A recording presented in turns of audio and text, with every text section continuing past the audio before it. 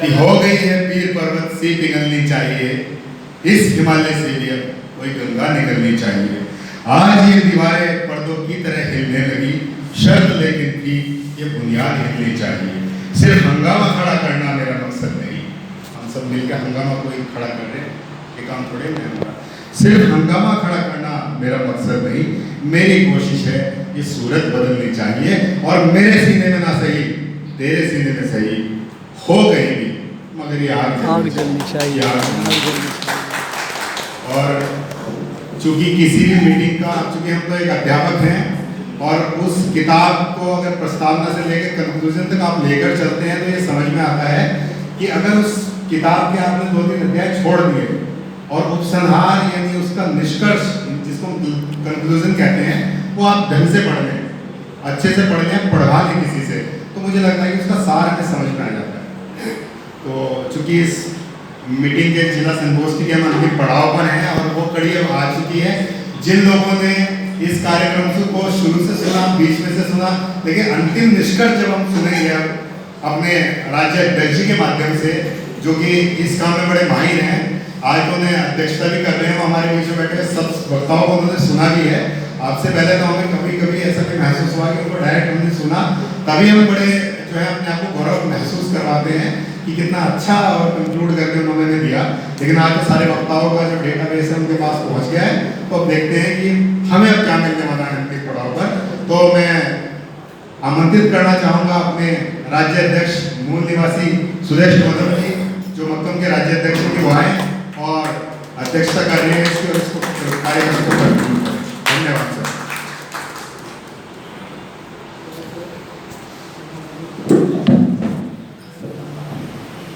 सभी महापुरुषों को नमन करते हुए सम्मानित मंच और साथियों, आज का विषय जो संवैधानिक मूल्यों की स्थापना के लिए निजीकरण का स्थगन एवं ओपीएस यानी कि ओल्ड पेंशन स्कीम का पुनर्स्थापन अति आवश्यक है। अगर हम इसको अंग्रेजी में कहें, adjournment of privatization and restoration to be must of old pension scheme for establishment constitutional values। साथियों, सभी वक्ताओं ने जो इस विषय की जो 3 बिंदुओं को आइडेंटिफाई किया और मुझे आज बहुत अच्छा लगा कि जितने भी वक्ता थे वो विषय से इधर उधर नहीं हो जाए, सब अपने विषय के दायरे में रहे और हमारे जो 2 साथी पीपीटी के माध्यम से इस विषय को जो उन्होंने बिल्कुल एक्सप्लेन कर दिया है, बिल्कुल खोल कर बता दिया है काफी विस्तार के साथ, तो वो आप काफी समझ में आ रहा है। लेकिन साथ ही साथ चूंकि संवैधानिक मूल्य का मैं इसको भी 3 पॉइंट मैंने जो रात लिखे थे तो मैंने भी वही 3 पॉइंट बनाए थे और सारे के सारे वक्ताओं ने वही बिंदु से एलिमिनेट किया। तो मैं सोच रहा था कि सबने ये सारे के सारे बिंदु जो है टच कर दिए, तो मैं मेरे पास क्या बचा, लेकिन फिर भी अध्यक्षता करने वाले साथी का किसी के पास भी उसके पास कुछ ना कुछ एडिशनल होता है और वो बताता है।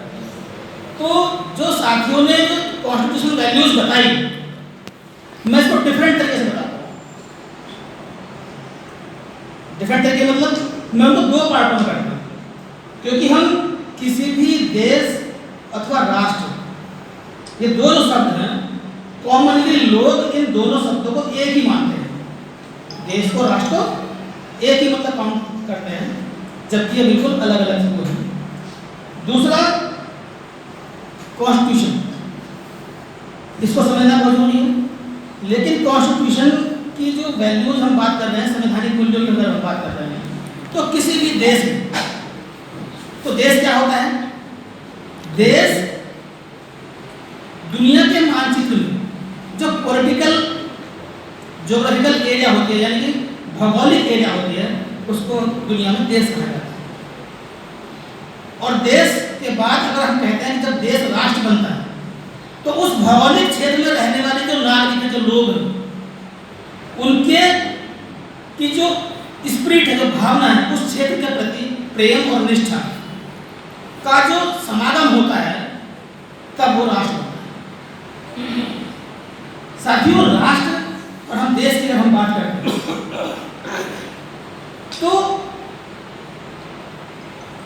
जो भारत के जो संविधान है उसकी जो मूल भावना है वो क्या है? उसकी मूल भावना है मानवता। उसके केंद्र बिंदु में जो है वो मानवता है। और मानवता को इस्टेब्लिश करने का जो ऑब्जेक्टिव हमारी प्राइमबल बताती है तो उसमें जो वैल्यू को डिफाइन किया गया है तो मैं वैल्यू को दो भागों में करता हूँ, एक राष्ट्र के लिए और एक देश के जो रहने वाले नागरिक हैं उनके लिए। वैल्यू ओवरऑल किसकी है? संवैधानिक वैल्यू सारी है, लेकिन मैं दो पार्टों में से बता रहा हूँ कि राष्ट्र के की हम बात करते हैं तो फिर दोनों वैल्यू एक साथ हो जाती है। और देश के लिए क्या होता है? हमने क्या कहा देश के लिए? वी आर सोवरेन, संपूर्ण प्रभुत्व संपन्न। हमने किसके लिए कहा है? ये दुनिया को डिक्लेयर किया है कि हमारी इंटरनली और एक्सटर्नली दोनों जितने की पॉलिसी होगी, जो हमारे निर्णय होंगे, वो किसी दबाव के बगैर हम खुद उसके अधिकारी हैं। हमारे ऊपर मतलब किसी का भी गुलामी नहीं है, दबाव नहीं है, प्रेशर नहीं है, कुछ नहीं है। तो हमने दुनिया को डिक्लेयर कर दिया कि हम संपूर्ण प्रभुत्व संपन्न देश हैं। कैसे चलेंगे हम जो होंगे हम डेमोक्रेटिक कंट्री होंगे। दुनिया को डिक्लेयर किया हमने, इसीलिए कहते हैं कि दुनिया में मदर ऑफ डेमोक्रेसी कौन है? इंडिया है। तो हमने किसको डिक्लेयर किया?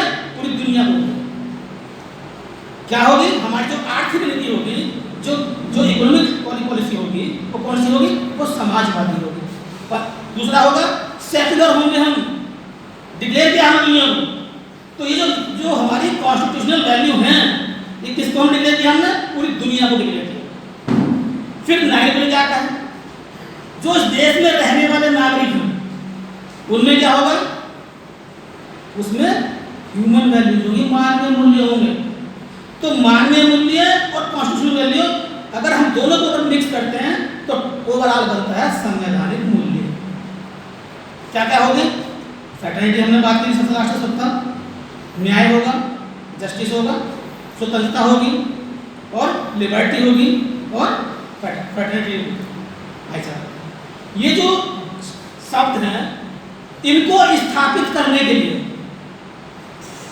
यह किताब, कॉन्स्टिट्यूशन की किताब आप किसी के साथ में रखी हुई है तो वो किताब अपने आप उठकर यह वैल्यूज स्थापित नहीं करेगी।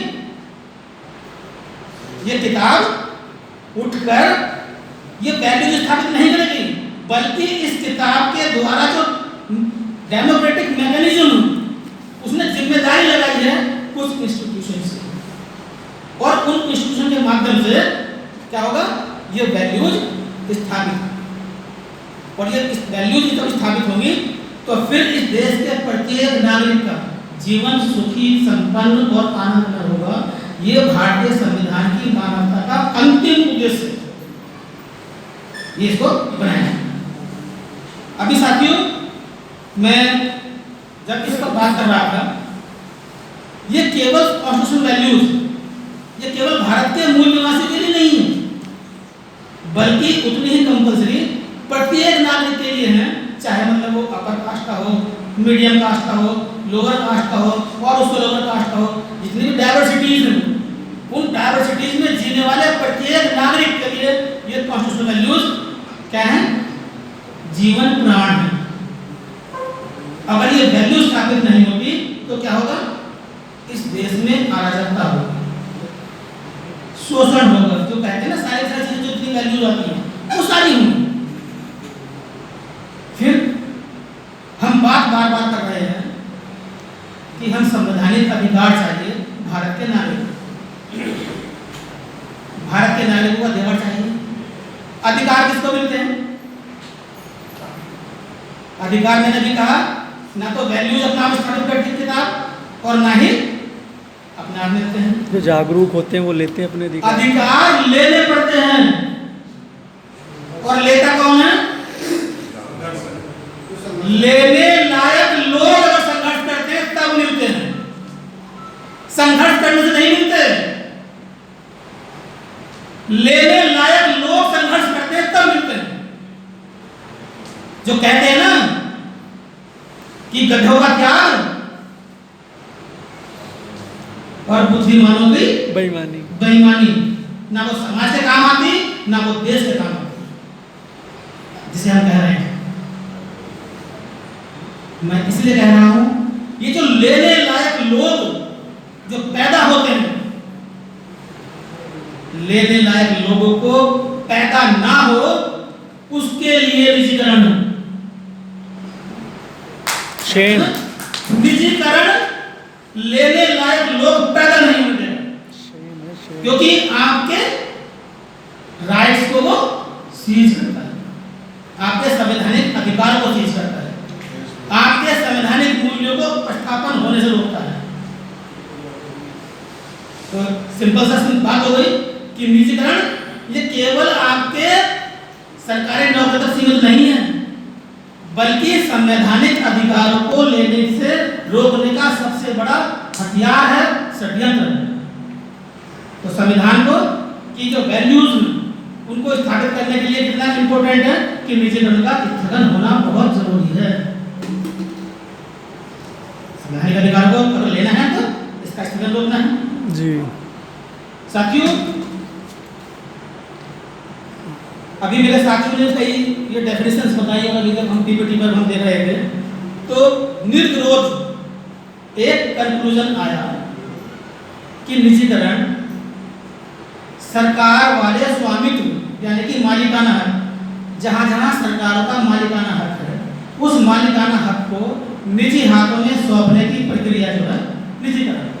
सिंपल सा मतलब बहुत सारे हमने जो बात की है तो ये निकल कर आ गया है। और निजीकरण लेने जो आज मतलब हम बात कर रहे हैं, डे बाय डे मतलब हो रही है निजीकरण, जो नेशनल वेल्थ है, जो राष्ट्रीय संपत्ति है, राष्ट्रीय धन है। तो आप देखिए, मैं एक एग्जांपल देता हूँ, वो क्लियर हो जाएगा। जब 1991 में आपने सुना होगा एलपीजी आई, जब P Narasimha Rao prime minister थे, एलपीजी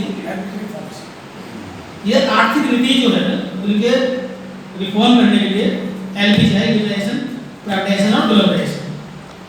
आप देखेंगे कि इनका ठीक 8-9 साल के बाद 1999 में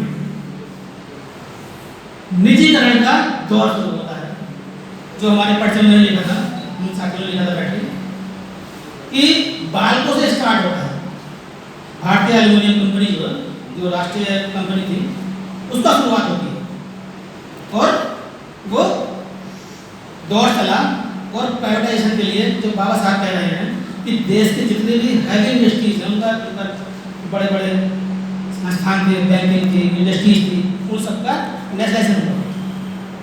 क्या बाबा साहब दुनिया के जो अर्थशास्त्र के पिता हैं, यानी कि अर्थशास्त्री जो नोबेल पुरस्कार विजेता हैं, वो बाबा साहब अम्बेडकर कहते हैं कि वो अर्थशास्त्र के पिता हैं। तो बाबा साहब अम्बेडकर ने जो ये प्रावधान किया, प्रस्ताव रखा और सारी देश की हैवी इंडस्ट्री को क्या किया, नेशनलाइजेशन किया। उसके पीछे का रीजन समझते हैं आप। इस देश के प्रत्येक नागरिक की जो हिस्सेदारी है, उस देश के प्रत्येक नागरिक की जो बुद्धिमत्ता है, जो इस देश के प्रत्येक नागरिक की जो कैपेसिटी है, इस राष्ट्र के लिए पूरे तन मन धन के साथ, अपनी पूरी बौद्धिक ताकत के साथ, पूरी फिजिकल ताकत के साथ इस देश में अपनी क्षमता को कंट्रीब्यूट करे। क्योंकि उस क्षमता को कंट्रीब्यूट करेंगे तो राष्ट्र का विकास होगा, ये कॉमन सी बात है। तो साथियों, जब हम ये बात करते हैं तो जो मैंने कहा कि एक एग्जाम्पल लेता हूँ अभी वर्तमान में पीछे, कि पूरे जो बहुत सारे डिपार्टमेंट को उन्होंने प्राइवेटाइज किया, बेचा, प्राइवेटाइजेशन हाथों में दिया। तो सिर्फ एक एग्जाम्पल लेता हूँ, जो ऑयल कंपनी अभी बेची है, उसका जो वेल्थ है, उसका जो धन है, या मतलब उसकी जो पूरी जो वैल्यूशन 1,30,000 करोड़ रुपए की, उसकी जो बिल्डिंग्स है, उसका जो स्ट्रक्चर है, उसकी जो मशीनरी है, उसका जो वैल्यूशन आया वो था 1,30,000 करोड़। भारत सरकार नोटिफिकेशन जारी करती है उसको सेल करने के लिए, मालूम है कितने का? 15,000 करोड़, मात्र 15,000 करोड़। ये मैं सिर्फ ये आपको डाटा इसलिए नहीं दे रहा, मैं कुछ और नहीं करना चाहता। 15,000 करोड़ लेस कीजिए 1,30,000 करोड़ में कितना बढ़ता है? लगभग 90 के आसपास करोड़, 90,000 करोड़ के आसपास। यानी कि 90,000 करोड़ रुपए एक विशेष निजी हाथों में देना, यानी कि कानूनन कॉन्स्टिट्यूशनली इस देश की संपदा को, जो आपकी संपदा थी, कानूनन डकैती डलवाई गई, वैधानिक डकैती कह सकते हैं इसको। अगर उसको बेचना ही है तो कम से कम उसकी जो रियल वैल्यू है उससे ऊपर जाता हमेशा कर लेती है। तो इसका मतलब क्या है कि जो इस देश की धन और संपदा है उनको निजी हाथों में इस देश को देना। और साथ में आप दूसरा एग्जाम्पल सुनिए, 1999 में ही एक आता है सेज, नाम सुना साथियों ने, स्पेशल इकोनॉमिक जोन। 91 में इंट्रोड्यूस होता है, वो 99 में उसको इम्प्लीमेंट होता है स्पेशल इकोनॉमिक जोन। आप देखेंगे कि जो जितने भी वो जोन बनने वाले हैं, यानी कि क्षेत्र बनने वाले हैं, उसकी एक कंडीशन है, एक प्रावधान है कि जो वो क्षेत्र होगा वो फॉरेन टेरिटरी होगा। इसका मतलब क्या है? यानी कि भारत के संविधान के अंतर्गत वो भारत के संविधान के अंतर्गत विक्टिम में नहीं रहे, उस पर कोई कार्रवाई नहीं होगी। यानी कि देश के अंदर ही विदेशी सल्तनत को स्थापित करना इस देश की नीतियों में शुमार है, ये आप समझ सकते हैं। मैंने 2 एग्जाम्पल दिए। बहुत सारी बातें अभी मैं आपका धन्यवाद का पात्र हूँ कि आप मतलब इतने समय से मतलब जो लगातार सुन रहे हैं और आपके जो धैर्य है उसको भी मैं सैल्यूट करता हूँ। मैंने कहा था कि मैं ज़्यादा से ज़्यादा 10 से 15 मिनट बोलूँ और बहुत सारी चीज़ें हैं, लेकिन मैं साथियों आपको बता दूँ कि जब हमने ये विषय को डिजाइन कर रहे थे तो हमारी बहुत सारी साथियों जो हमारी टीम थी उसको बहुत डिस्कस किया। और हमारा ऐसा कोई मकसद नहीं था कि जो सब्जेक्ट आपको देखने में लग रहा है तो इसको हम लगता है कि हम काउंटर रेगुलेशन कर रहे हैं। हमारा जो इस देश की सरकार है, जो नीतियां हैं, जो वो एक काम कर रही है और उसका विरोध कर रहे हैं। हम डिफेंसिव मोड में हैं, जबकि हमारा ये शक्ल नहीं है, कभी भी नहीं रहा हमारे आंदोलन का, कभी ये शक्ल नहीं रहा कि अगर दुश्मन क्रांति करता है हम प्रति क्रांति करें, तो बिल्कुल नहीं। हमारी शक्ल हम क्रांति करते हैं और दुश्मन उस पर प्रति क्रांति करता है, वो डिफेंसिव मोड में हो, ये हमारा हमेशा ध्येय रहता है। क्योंकि ये कर्मचारी से संबंधित मुद्दा है, वो उसको इफेक्टिव कर रहा है। और मोस्टली क्या होता है, किसी भी देश की जो आम जनता होती है वो राजनीति के परिणामों से उसकी अपना कोई विवेक होता नहीं है, तो वो जिससे वो प्रभावित होता है, तो जो कोई भी संगठन, कोई भी लीडर उसको अगर नेतृत्व कर रहा है तो सबसे ज़्यादा प्रेशर इसी बात के लिए आता है कि आप इस इशू पर क्या कर रहे हो, क्या बात कर रहे हो, ये जरूरी बन जाता है। मैंने साथियों एक बात कही थी कि जो लेने लायक लोगों को रोकने का जो माध्यम, जो निजीकरण है, तो व्यक्ति इसका प्रतिशोध या इसके विरोध में कब खड़ा होता है? एक फिलोसफर हुए